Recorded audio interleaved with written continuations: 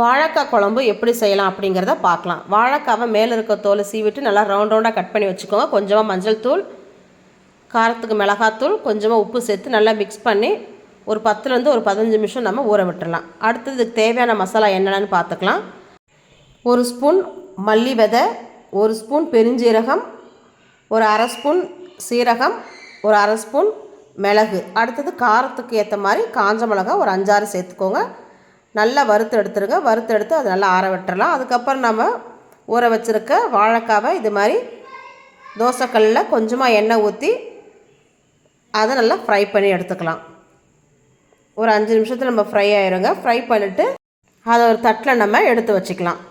அடுத்தது கடாயில் நல்லெண்ணெய் சேர்த்துக்கோங்க. நல்லெண்ணெய் காஞ்சதும் கடுகு போடுங்க. கடுகு பொரிஞ்சதும் கொஞ்சமாக நீங்கள் வெந்தயம் சேர்த்துக்கோங்க. அதுக்கு அடுத்தது பெரிய வெங்காயத்தை நல்லா சின்ன சின்னதாக கட் பண்ணி அதையும் சேர்த்து நல்லா வதக்குங்க. அது வதங்கின ஸ்டேஜில் ஒரு 5-6 பல் பூண்டு நல்லா தட்டி சேர்த்துக்கோங்க. அதுக்கு அடுத்தது தக்காளி, ஒரு 2 தக்காளி சின்ன சின்னதாக கட் பண்ணி அதையும் சேர்த்து நல்லா வதக்குங்க. அது வதங்கட்டும். அதுக்குள்ளே நம்ம வறுத்து வச்சுருக்க பொருளை அரைச்சி எடுத்துக்கலாம். அரைக்கும் போது கொஞ்சமாக பூண்டு சேர்த்துக்கோங்க. ஒரு கைப்பிடி அளவு சின்ன வெங்காயம், ஒரு கைப்பிடி அளவு தேங்காய், ஒரு தக்காளி, கொஞ்சமாக தண்ணி ஊற்றி நல்லா மெழுமெழுன்னு அரைச்சி எடுத்துக்கோங்க. அதுக்குள்ளே நமக்கு அங்கே வெங்காயம் தக்காளி நல்லா வதங்கியிருக்கும். நம்ம அரைச்சி வச்சுருக்க அந்த விழுது அதில் சேர்த்து கொஞ்சமாக தண்ணி ஊற்றி நல்லா மிக்ஸ் பண்ணி விடுங்க. அது கொதி வர ஸ்டேஜில் நான் ஏற்கனவே ஒரு எலுமிச்சைப்பழ சைஸில் புளி ஊற வச்சுருந்தேன். அதையும் நல்லா தண்ணி ஊற்றி கரைச்சி அதை சேர்த்துக்கலாம். அடுத்தது கொதிக்கிறதுக்கு முன்னாடி கொஞ்சம் பெருங்காயத்தூள், தேவையான அளவு உப்பு, கருவேப்பிலை சேர்த்து நம்ம கொதிக்க விடலாம்.